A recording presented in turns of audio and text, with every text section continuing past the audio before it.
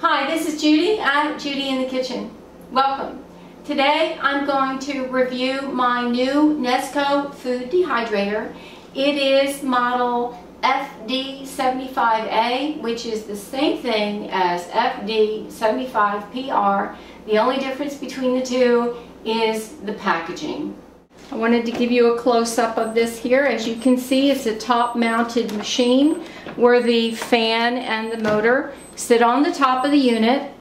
It has a dial here where you can turn it to the temperature that you need it to be at. And I like the fact that it also has information on here that will tell you the suggested temperatures for various types of food, like fruits and vegetables at 135, nuts and seeds at 105, herbs and spices at 95, etc. It has 600 watts of power, and it will range on here from 95 to 160 degrees, which is really pretty good. It comes with 5 trays. As you can see, comes with 5 trays, and they have relatively large holes in there, which works well for some items, not well for others. It comes with 2 fruit leather trays that you can put on the top,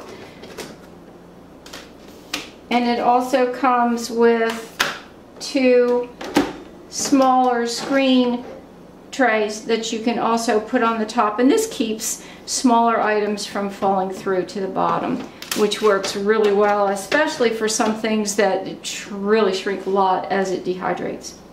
Okay, we've got 5 trays that stack on there, and in the bottom is just a tray which is going to catch things. I think it's fabulous in the sense of the design where you've got the tray on the bottom, so if something drips through or falls through, you're not going to have an issue. It's not going to fall into the fan blade or something like that. You can purchase more of the trays or the different sheets that come with it separately. They come in packs of 2. And this thing can expand up to 12 trays. It's very lightweight, which is actually wonderful for me because I can freely move it anywhere I need to move it. And the footprint from side to side, being around either way, front, back, side to side, is 13.5 inches in diameter, which is nice because it does not take up a huge amount of countertop. And this thing can expand up to, using up to 12 trays, so that would make it a very high unit. And usually if you do that, you may find that you need to rotate your trays around, but I have found that with just the 5 trays, I don't need to worry about rotating so much. It also comes with an instruction booklet, and recipes are in there as well, and that's a nice feature. This one also came with some jerky spice and meat cure seasoning packets. I don't have those to show. I don't have them anymore, but anyway, it did come with a number of those as well. So if you are going to make jerky of any sort, it gives you samples that you can try. So if you like them, then you can buy more. Before I go any further, I want to make sure I let you know that I have no ties whatsoever with the Nesco company. No one has paid me to do this review. I paid for this machine with my own money. So this really is an unbiased review. Now, to get into the pros and cons of this machine, first of all, it's top mounted. As I mentioned earlier, the fact that the fan is at the top is a big advantage, in the sense that if some juice of some sort, some liquid or food falls down at the bottom, there's no issue with anything potentially falling into the motor. The motor's at the top. You've got other more expensive dehydrators with the fan at the back, and that's also an advantage there as well, in the sense that nothing is going to fall into the motor itself. So that works. This thing is very, very easy to operate. You may have noticed when I showed the top, there's no bells and whistles on this. None. It's really a bare bones machine. The only thing you have is this dial on the top where you can just turn it to whatever temperature that you want. You can adjust it as it's running if you want to turn it up or turn it down. The only way to turn it on and turn it off is with the plug. You plug it into the wall to turn it on, you unplug it from the wall to turn it off. That was a little weird to me at first. It took me a little bit of time to get used to it. Now I've done it enough. No problem. I'm just accustomed to it. Some people do squawk to the fact that it does not have an on-off switch on it. It does not have a timer on it either. So there's no bells and whistles. To me, that means there's less things to break. So if you like to keep things simple with fewer amenities, fewer bells and whistles, this is a machine for you in that respect, okay? It's also very inexpensive. You do get what you pay for these days. This is well under $100, yet it does the job. It does the job if you can live without the bells and whistles. And another thing that's very important to me is the fact that it's not overly noisy. Trying to figure out what I can equate this to. It's about, the noise of the fan is about equivalent to the noise of my fan on my elliptical machine when it's turned on low. It could also be equated to a fan on your hood over your stove when it's on about a medium setting. Now I know some fans, some hood fans are a lot louder than others. This is a volume that you can talk over without having to yell. So I consider that a plus in the sense that some dehydrators I have read are very, very noisy and people complain about the volume. I have no complaints about the volume on this one. Some of the cons about it, again, some of the features, some of the bells and whistles that you might expect in an electrical appliance are missing. Again, it does not have an on-off switch. That can be a plus or a minus, a pro or a con, depending on your perspective. Does not have that. Does not have a timer. I find that not having a timer is okay. If you really need a timer, you can hook it up to like a light timer switch that you can set for however many hours. To me, there are a lot of factors that will affect how fast something will dehydrate. So you get an idea as far as how long it's going to need from the instruction booklet, how long it's going to need to dehydrate. And I will check it at about that time frame when I figure it might be about done. And it may be done, it may not be done.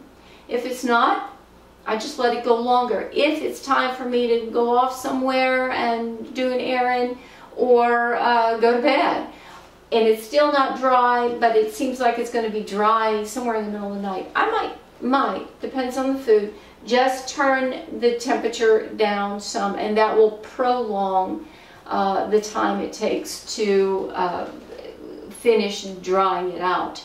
You don't want to do that with some foods like meat. I would not advocate turning the temperature down because you don't want it to spoil on you. But for other things like fruits and vegetables, you can get away with that. Even nuts that are drying, you can do that. Some people have, in reviews, squawked about the lifespan of this machine. After 2 years of use, it suddenly died. Maybe after 1 year of use, but I've seen more reviews talking about after 2 years of use. Well, I just got this machine and it's working wonderfully and I'm very happy with it. To me, if it dies after 2 years, I can live with it because it's a very low-cost machine. It only has a 1 year warranty. So if it went for 2 years in today's throwaway world with the low cost of this, I can live with that. And at that point in time, if it does die, I can assess my needs at the time. This at least will give me an opportunity to see if I do a lot of dehydrating, if it warrants buying a more expensive machine or not. Now, to answer some of your questions, I'm going to assume that there might be some questions out there, and I'm going to try to answer a few right up front. If I don't answer a question that you have, put it in the comments section below, and if I can answer it, I definitely will. One thing you might ask is, why did I choose this particular dehydrator? Well, there were a couple of really big factors that meant a lot to me, and one is the noise level. Personally, it's not for me, it's really for my husband. He has a music studio directly above the kitchen, and he records. And I can't invest in any appliance that's going to make a lot of noise that can interfere with his recording. So I needed to make sure whatever I got was not going to create a problem in the household. And there are some much more popular dehydrators out there. There's one in particular that's very popular, but a lot of people have complained about the noise level on it. That was one thing that steered me away from that particular brand. I won't mention what it is. But in reading reviews about this one, no one really complained about the noise. So I thought, well, this may be better for me, because I just didn't want to take a chance on buying something that was going to create a problem for his recording. Another factor that steered me toward this one was the size, not the height, but the footprint. The more expensive dehydrators are square, usually square, and they take up a lot of countertop space, and I don't have a lot of space that I can devote to this appliance. And being 13.5 inches across in front and back fit really well in the space that I could allot for it. There were others that I was looking at that I might have preferred to buy because they were larger, but they took up more space than I could devote to this sort of thing. So I opted with the smaller, and again, I'm happy with it. I'm quite well. Next question. Do I miss the bells and whistles? The timer, the on-off switch, the digital display, some of them, some dehydrators, you can set 2 different temperature ranges and times on them. Actually, no, I don't miss them. I've gotten accustomed to this, and I can live without the timer. The plugging it in the wall and pulling it out to turn it off and on is weird, I admit, but I got used to it and I can live with it. And so no, I don't miss the bells and whistles. If you are the type of person that loves your bells and whistles and you expect them to be there, this may not be right for you, so you really need to give that some consideration. Next question, what have I dried with this unit? I've dried fresh sliced tomatoes, I've dried apples, I've dried green beans, I have dried basil, I've dried juice pulp crackers that I made, they were fabulous, kale chips, and I've also soaked almonds that I've dried in here. Next question, how well did those foods come out?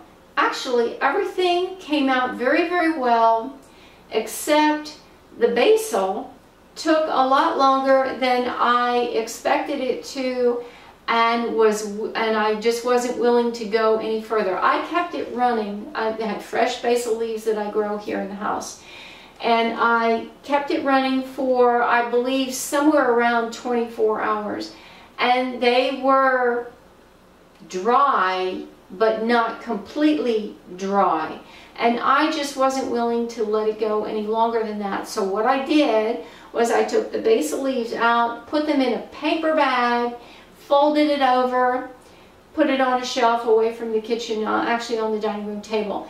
Every day I would shake the bag just a little bit, just to kind of move them around a little bit, and after I don't know how many days, they were beautifully dried, no problem whatsoever. So you could dry your herbs in here on 95 degrees as suggested and let it go until they're done, or you could put them, dry them partially, put them in a paper bag, or put them in a paper bag to begin with.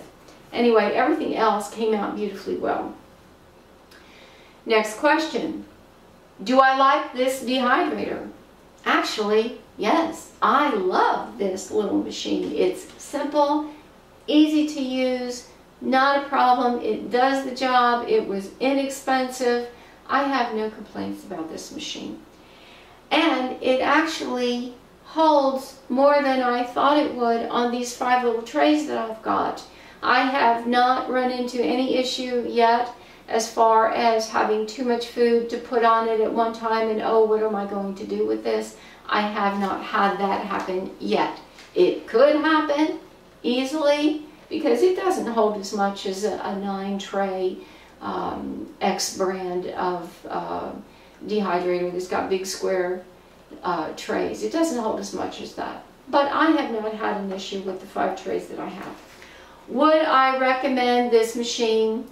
I absolutely do recommend this machine if you're the kind of person that can live without the bells and whistles.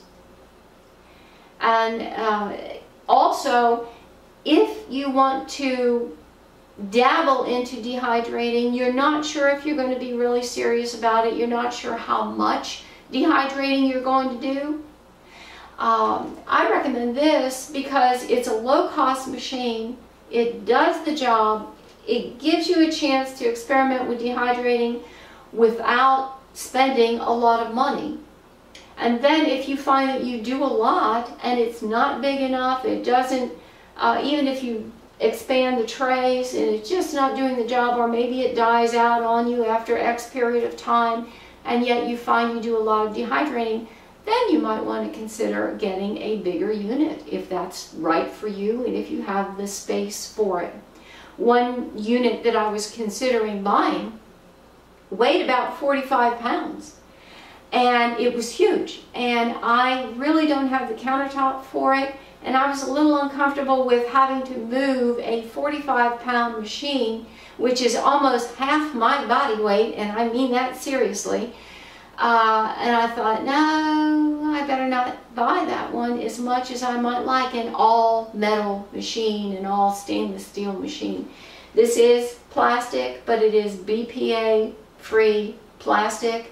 So it's, you know, it's going to be what it is. It's going to be about as good as you can get for the price level. So for this price point, I feel like this is a great entry-level dehydrator, and it can take you a long way.